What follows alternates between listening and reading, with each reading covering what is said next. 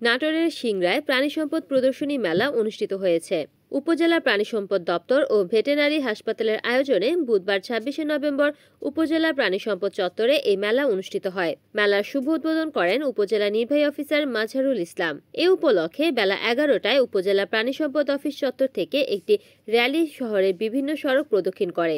এ সময় উপস্থিত ছিলেন উপজেলা প্রাণী সম্পদ কর্মকর্তা Mohammad Tashriful Islam, veterinary surgeon doctor Yunus Ali, উপজেলা প্রাণী সম্প্রসারণ কর্মকর্তা হাবিবা প্রমুখ। মেলায় ২৭টি স্টলে দেশি ও উন্নত জাতের গরু, মহিষ, ছাগল সহ বিভিন্ন পশু পাখি প্রদর্শন করা হয়।